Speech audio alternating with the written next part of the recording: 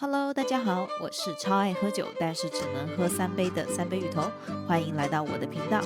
它位于欧洲心脏，号称千塔之城，是卡夫卡的故乡，也是歌德笔下欧洲最美的城市。它就是捷克首都布拉格。接下来的72个小时，我将带大家一起逛布拉格广场、布拉格城堡、查理大桥、库纳霍达人骨教堂，体验捷克特色美食，探访本地绝美西洋酒庄，分享交通住宿攻略。那打算去布拉格的小伙伴们，看这个 vlog 就对了。书接上回，在我们不幸被 Uber 司机放了鸽子后，只好坐公交到了酒庄。我们现在来到了布拉格的动物园附近的一个，我同事告诉我这是个 winery， 是一个葡萄酒庄园。然后我们过来发现这是一个要售票的植物园。当时同事给我推荐的时候，并没有包含这是个植物园的这么个信息。然后我们在这里绕了好久，才发现啊，原来这是要买票进来的。但是 OK， 我们秉承着来都来了的原则，那就买票进来吧。但是确实是可以看到葡萄园，就这边树上的都是葡萄，大家能看到吗？就这一大片都是葡萄园。后来回去查资料才发现，这个葡萄酒庄只是植物园的一部分，所以大家如果要买票进来，可以先去植物园的其他区域逛一逛。还有这边也是，都是葡萄。哇哦！对，其实还是不错看的，而且没有很贵了。只能这么安慰自己了。不对，门票不到10欧啊。对，好像180克朗吧，180克朗，现在1比24，就8、9欧差不多。对，但是如果是植物园的话，我们也来得太迟了，对。但就是我同事跟我说，他说就是等到就是太阳落山的时候来这个 winery 的风景特别好，所以我才特地安排在了下午，就是你知道这是最好的安排好吗？好的。硬是要强行挽尊，就是我确实是也没有想到居然要买票进来这么个情况。你看它好迷宫，像不像那个就是巨大那种 maze 那个迷宫的感觉？好有意思啊，还不错看其实。Sinclair's 葡萄酒庄园，它的历史可以追溯到13世纪，它有被文献提到是属于圣乔治修道院的葡萄园。这个名字听起来是不是很熟悉？是的，它就是我们在 vlog 第1集的布拉格城堡里看到的圣乔治教堂。现在这个葡萄园也被列为国家级文化遗产。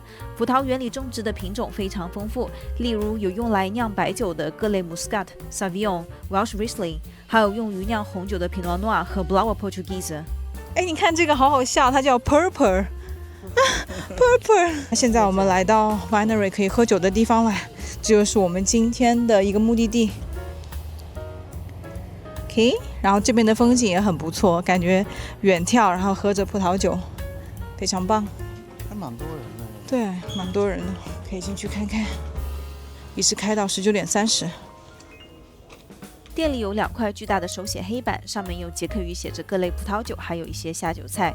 一杯的价格大概是65到85克朗，大概是2到3欧一杯，还是比较划算的。那点单呢，需要到吧台去点，大家也不用担心看不懂捷克语，吧台的菜单是有英文的，而且服务人员也都说英文。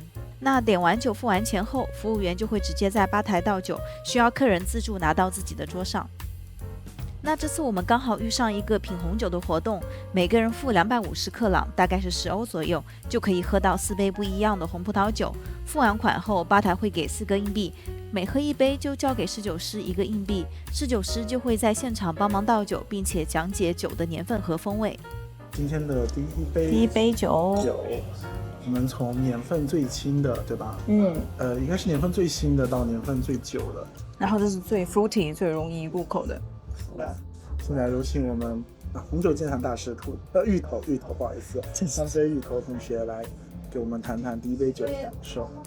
酒体是比较轻，比较容易入口，它跟果汁其实也没太大两样了，你不觉得吗？就是有那种莓果的味道，就还好吧。这个就不是我会想回购的那种酒，就一般。我们都是诚实的人。好的，OK。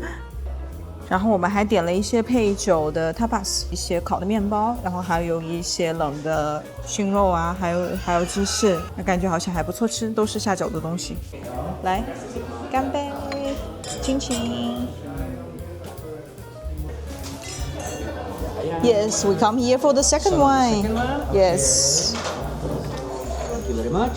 我跟你说，就是我刚刚收到 Uber 的这个 email，他说把我的那个扣的款给我补回来了。哦，太好了，太好对，因了。为我找 customer service，然后去 complain 了一下嘛，就说那个人没来接我们，然后他现在到半小时，应该是1个小时吧，就把那个款给我退回到我的卡上。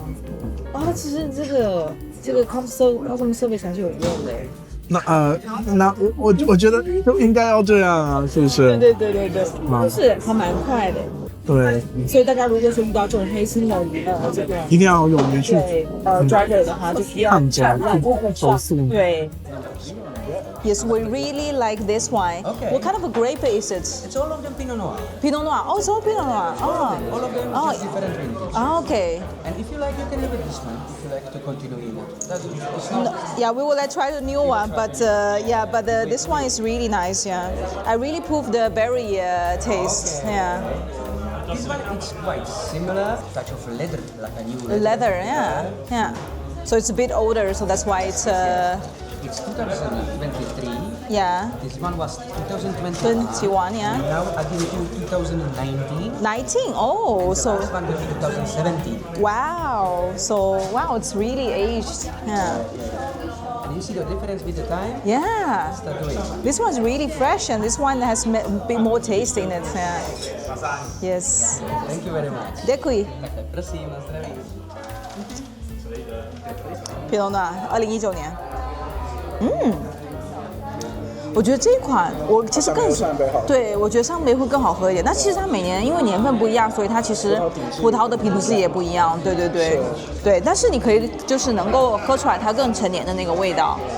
但是上杯我觉得它莓果的那个味道会更加重一些。对，就是感觉更加的就是酸甜的那个比例会更好一些。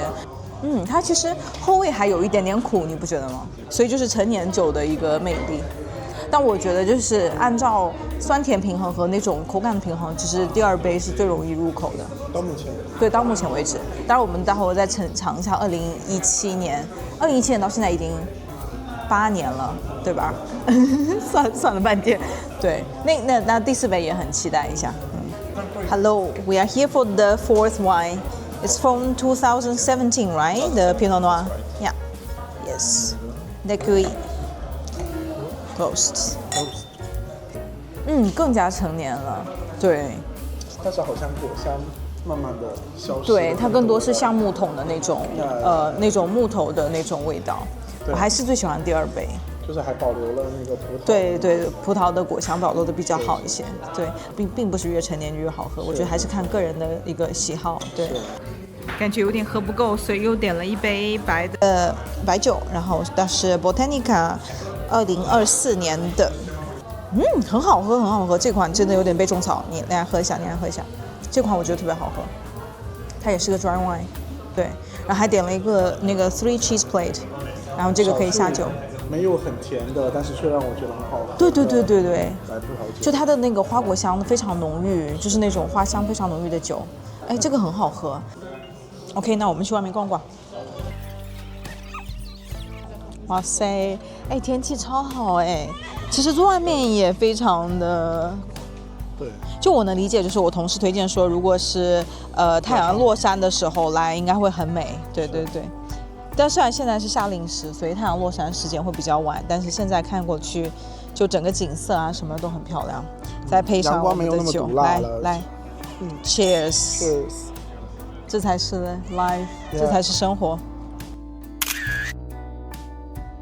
你看这边的葡萄都已经熟了你看，放眼望去都是葡萄。往上走也是，都是葡萄园的。这边有很多的 terrace， 但是它这边的那个太阳伞都没有撑起来，所以感觉就是会有点晒，就是了。但是这里真的很漂亮，就是这个门票还是值的，我觉得。能忘记门票的事情，耿耿于怀。为什么进来喝个酒还要买门票？欧洲的夏令时还是很不错的，现在都快7点了，对，太阳还很大，对，所以就会导致你的白天的时间有延长，其实你可活动的时间就特别的久，对，所以就夏天就是很推荐来欧洲玩。就不要去南欧就好了。对，南欧会太热。太热，对。不过真的很漂亮啊。是，你看我远眺真的是都是森林什么的，特别好看。我觉得来这里一趟还是很值的。是很不错的，很不错的选择。对，如果喜欢葡萄酒的小伙伴，一定要过来品酒哦。从酒庄再继续往上走，就到了 Sinclair's Chapel， 它也被视作 Sinclair's 葡萄园的象征。这个白色的小教堂建于17世纪，由 Stenberg 伯爵为周边的居民建造。因为这一带经常遭遇洪水，居民很难去教堂做礼拜，于是便有了这座小教堂。那教堂外的眺望台景色也非常美，能欣赏到不远处的特洛伊城堡。OK， 现在跟我们从美国来的朋友会合，他飞了10几个小时，我们准备带他去吃 Pop Ice。什么是 Pop Ice？ 美国的连锁快餐厅，你这什么 question？ 美国的炸鸡连锁品牌。对。超夸张！这个 Pop Ice 就在蚂蚁购物中心里，就是第1集 vlog 里有介绍过，墙上有2只巨型蝴蝶的购物中心。这楼 Pop Ice 上来，这个2层楼还挺别有洞天的，就是有很多各式各样的美食，就是如果不想吃快餐的，也可以在这里来买。然后感觉对其他的快餐，而且感觉还就是蛮平价的吧。哇 ，Pop Ice。天呐，看上去很好吃的样子哎，好期待！看起来就非常好吃的鸡翅哦。来，快尝一尝。跟肯德基比怎么样？比肯德基好吃。真的吗？它是肉比较嫩，是不是？里面。你看这芝士不辣，表皮酥脆又入味。真不错。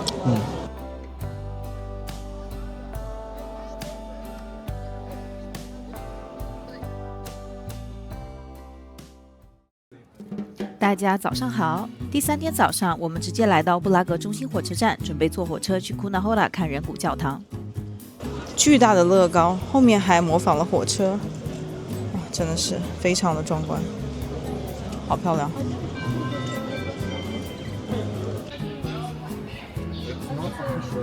哇，这个还会动呢。哦，对，你看，还挺有意思的。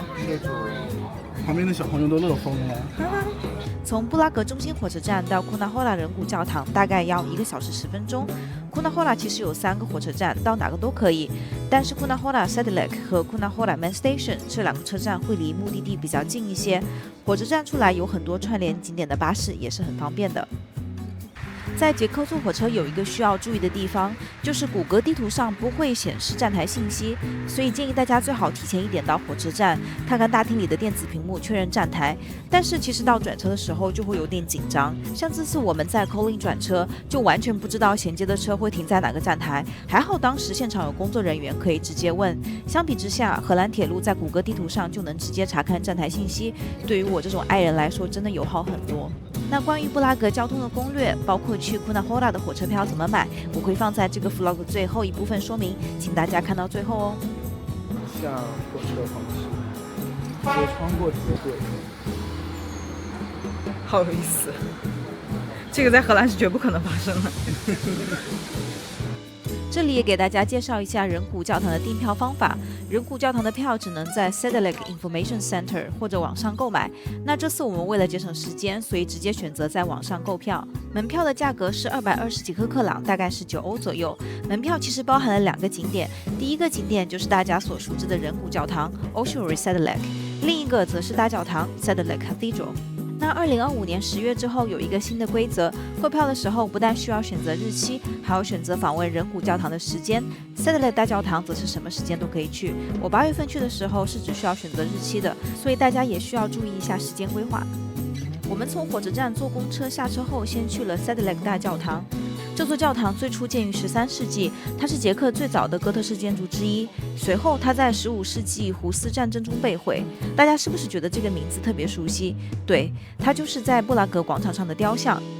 在 vlog 上集也介绍过的杨胡斯，因为反对宗教腐败而被处以火刑，所以支持他的地方贵族和人民就奋起反抗天主教会和神圣罗马帝国，于是就有了胡斯战争。那在这个教堂被毁之后，经历了3个世纪的无人修复，直到17、18世纪才得到重建。建筑师将哥特式的垂直感与巴洛克的流动感完美结合，创造出独特的巴洛克哥特式风格。之后，教堂也被列入联合国教科文组织世界文化遗产。这座教堂的特点是窗户特别多，拥有106扇窗户，阳光透过这些窗户给内部带来大量的光线，配合内部暖黄色的色调，少了哥特式教堂的冷峻和庄严，反而给人一种温暖宁静的感觉。逛完 Satellite 大教堂后，我们就步行到人骨教堂。当下还有一个非常需要解决的事，那就是去洗手间。那刚好在大教堂到人骨教堂的路上有一个公共卫生间。这边需要收费吗？这个洗手间？不知道要不要收费，但是很重要的就是在欧洲旅游要厕所管理，遇到能上厕所还是上一下。应该是说遇到能免费上厕所的时候。对。那大家来的时候要注意，这个厕所他们是只接受捷克克朗的现金，然后每次上厕所每次是20克朗，所以大家如果说来这里的话，还是要取一点什么100-200克朗之类的，就是为了能付公共厕所的费用。然后我们身上是没有现金的，所以就跑到周边的 ATM 取了一点现金，然后才能上得了厕所。那我们现在就来到了人骨教堂，里面应该是不能够录像的，所以说大家如果有机会来的话，就用肉眼欣赏吧。其实这里最早是个修道院，教堂部分建于14世纪上半叶。当时这里发现了银矿，所以库纳霍拉也成为当时矿业和贸易的中心，人口一度飙升。那传说这个修道院的墓园里呢，有耶路撒冷带回来的圣土，所以当时就是一个很受欢迎的墓地。14世纪黑死病爆发，15世纪胡斯战争带来了大量的死亡，这也导致这里的尸体数量暴增。因为空间满了，旧墓被掘出，遗骨则被迁至下层的礼拜堂集中安置，上层则继续作为举行礼拜的地方，所以大家参观的人骨教堂其实就是这个 Lower Chapel。那教堂里面现在是不允许拍照和录像的，所以大家也要注意哦。进去的时候很推荐租一个 Audio Guide， 一个人只要20克朗，大概1欧元这样，非常便宜，而且还有中文讲解。那我14年前其实也来过这里，当时就觉得人骨教堂虽然面积不大，但是被里面成堆的白骨给深深震撼到了。尤其当时是冬天，所以就感觉特别的恐怖阴冷，晚上回家还做了噩梦。所以这次重返布拉格就想着一定要再去一次。那这次来确实有了一些新的感悟。Audio Guide 里有提到，这些陈列整齐的骸骨其实是在提醒我们，死亡是人类无法逃避的命运。这些骸骨也是你我的未来，无论身份贵贱，你我均将归于尘土。人骨教堂并非要让人沉浸在对死亡的恐惧之中，反而表达的是一种期待和希望。陈列着的亡者是在等待最后的审判，期待复活和重生。从人骨教堂出来之后，我们就坐公车到了 St. Barbaras Church， 这也是位于库纳霍拉的著名景点，被联合国教科文组织列入世界文化遗产。整个教堂看起来非常壮观，从远处看，它就像一艘巨大的石船，张开无数的船桨，仿佛要驶向天空。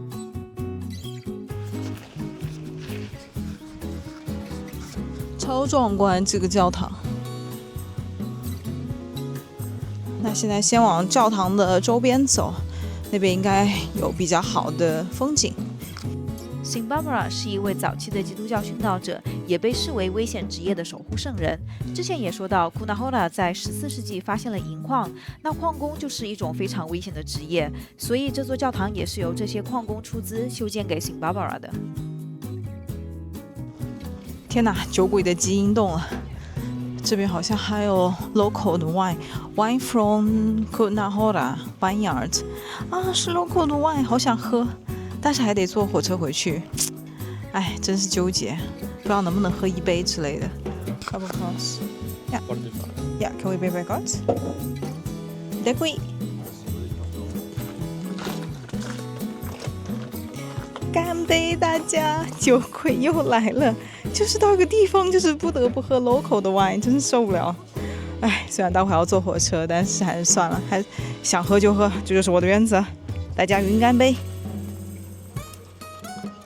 这个真的是非常 dry， 就是没有任何的回甜的那种。回去查查是什么类型的葡萄品种，不过还蛮香的。就是非常适合夏天的一款酒。肉桂卷，对 ，Jiminy Cake， 你可以跟咱哥哥吃一个。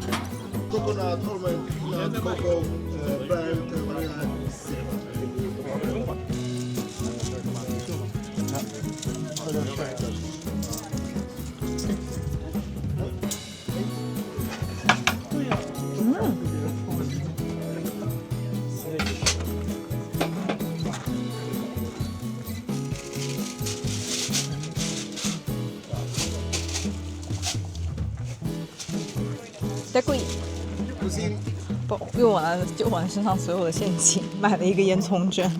待会要是上厕所没钱了，又要去取钱。你这个杯子不要丢掉。你要吗？不是，等会要上厕所的时候。这个我现在录音。就因为这句话你要掉粉吧？不，你火了。我火了是吗？一堆抽象的粉丝来了。好的。所以我们来展示一下这个外观。对，它是白糖的，对。你看。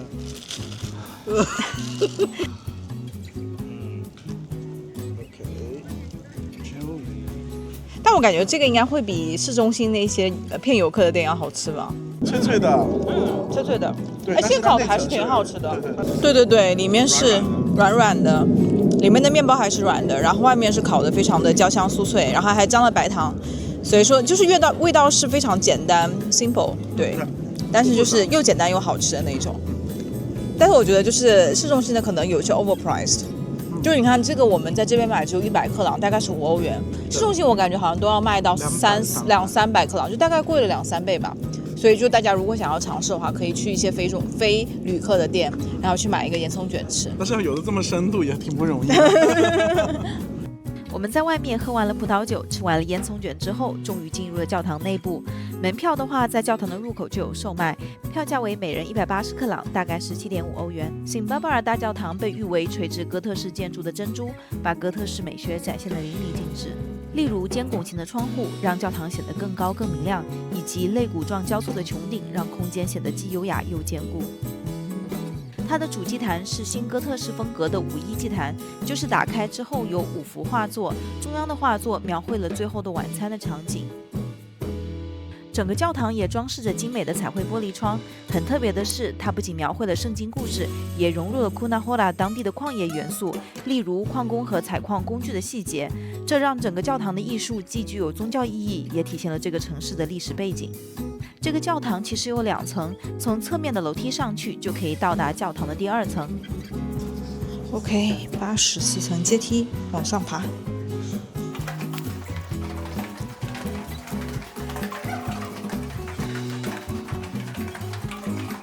在到达第2层之前，中间其实有一个夹层，展示着这个教堂的模型。大家能很清楚地看到3座高耸的尖顶，这也是这座教堂的建筑特色，营造出哥特式建筑典型的向上延伸感。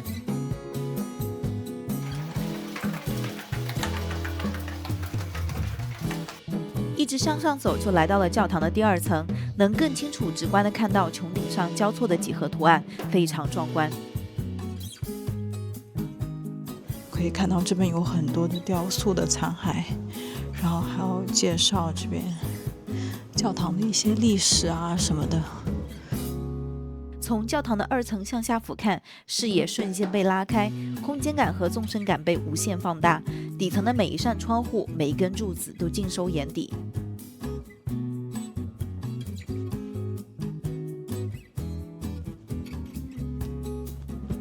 2层的圣人雕像仿佛带着慈悲的目光俯瞰众人，管风琴上金色的天使在阳光的照射下闪闪发光，仿佛真的置身于天堂。在教堂的2层有一扇小门通向外面的露台，推开门之后，视野顿时开阔不少。这个 church 出来有一个露台，在这边的眺望的风景也蛮好的，可以看到他们的一个庭院。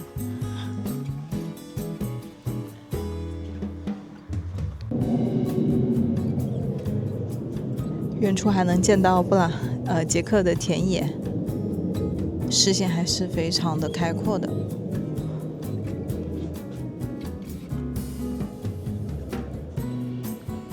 然后这里能看到彩绘玻璃的外侧。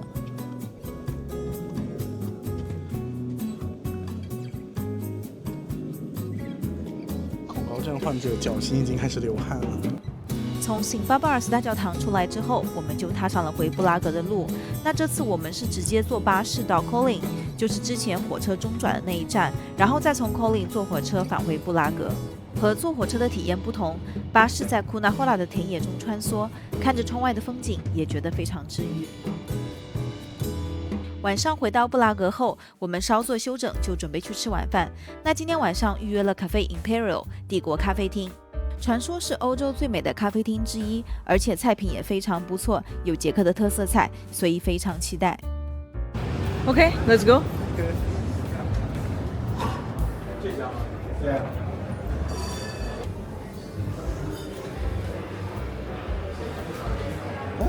Look fancy. 这个 Czech Specials， 你可以看那个捷克特色菜 Czech Specials。然后我会点那个 Confit of Duck， 就是油封鸭，或者然后还有这个 Shank of Lambs 也应该蛮好吃的，这都是特色菜，就是羊腿。点完了菜，在等待的间隙，刚好可以来欣赏一下这个咖啡厅的装潢。非常特别的是，所有的墙面甚至是天花板都覆盖着陶瓷马赛克和浮雕，色调以金色、白色和深棕色为主，非常复古典雅，难怪被誉为最美的咖啡厅之一。这个咖啡厅是从早上7点就开始营业的，大家也可以选择来这里吃个早餐或者午餐哦。OK， 今天是在布拉格的 Cafe Imperial 吃饭，然后我们刚刚点了一个捷克的 champagne， 然后想尝尝他们这边 champagne 的味道。当然一开始要喝酒啦，然后还有捷克的 beer， 那我们就 cheers， 亲亲，亲亲。好喝，清爽，还不错。但其实就是中规中矩的 champagne 的味道，就没有觉得很惊艳了。但是我们第二杯喝点其他的酒。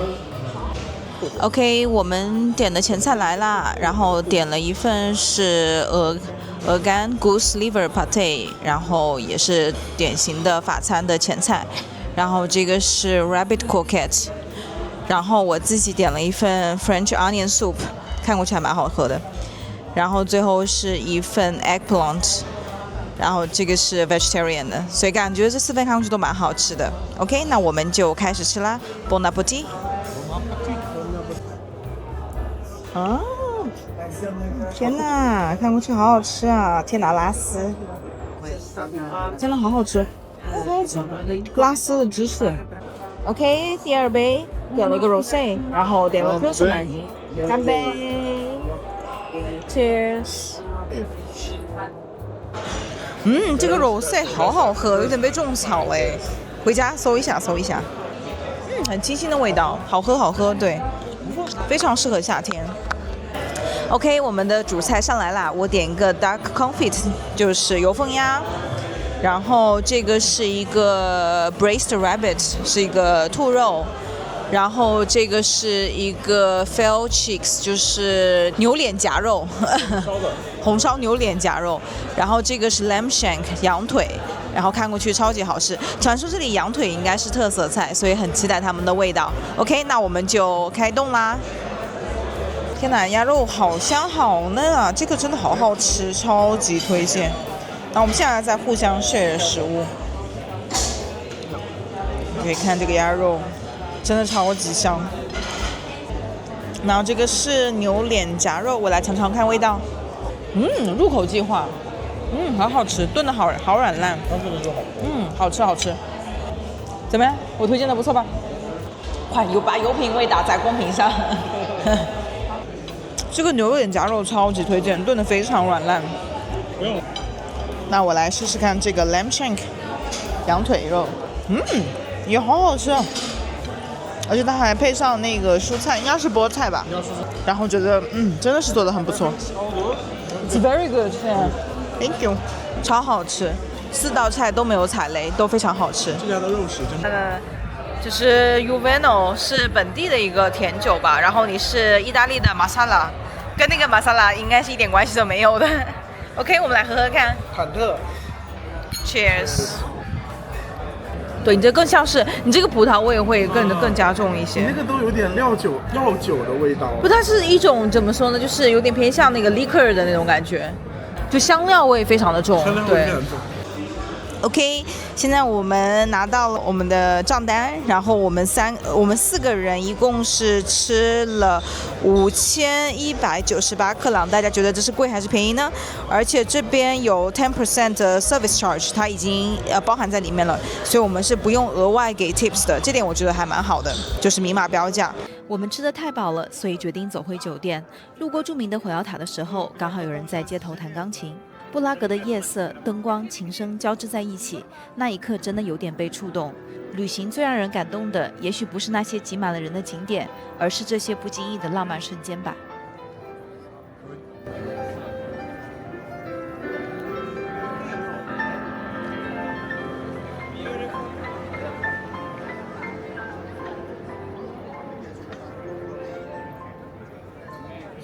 最后分享一下布拉格的交通攻略。如果大家是搭飞机到达，我最推荐的交通方式是直接搭 Uber 到市区。大家出来后就按照这个 Official Airport Taxi 的标志，找到这个订 Uber 的地方，按照平板上的提示操作就好。支付好后，机器就会打印出一张小票，小票上写着一个密码，就是 PIN code， 在搭乘点把这个密码交给司机就好。出了航站楼，直接去出租车停靠点排队上车就好。车身上也有 Uber Airport 的标识。那我们是支付了677克朗，大概是28欧元这样，符合机场上提示写的25欧元左右的价格区间。不然就需要坐大巴转车，比较费时。那在布拉格的市内交通，包括去库纳霍拉的火车票，我都推荐安装这个 app， 操作也非常简单，就是在 app 里输入你的目的地。那这里我以布拉格城堡附近的电车站为例，它会给你推荐路线，并且直接给出需要买的票的种类。那票价是和搭乘的区域和有效时间挂钩。布拉格市内30分钟的票价是30捷克克朗，大概是1.2欧元这样。那大家也不用具体去了解这个分区，因为比较复杂，只需要把目的地输入 app 就好，它会自动推荐匹配的票。比如我们去的库纳霍拉，它是在 Zone 7。那买票的时候可以选择数量和激活票的时间，大家可以选择提前买好票，然后选择后面快上车的时候再手动激活。支付的话，如果是苹果手机，直接用苹果支付就好。购票成功后，可以直接在 Ticket 里看到刚买的票。那么大家在快上车的时候点 Activate， 那这张票就可以被激活，然后就开始倒数计时。如果遇到工作人员查票，直接给他看 App 里激活的票就好。那如果是买了去布拉格周边城市的票，在激活的时候会让你选择区域，到时候大家就可以 ChatGPT 查一下是哪个区，然后激活就好。只要时间没过，到了当地坐巴士也可以使用。那大家就按照自己的行程安排购票就好。那如果大家喜欢这个视频，别忘了点赞、留言、加订阅哦。我们下期视频再见。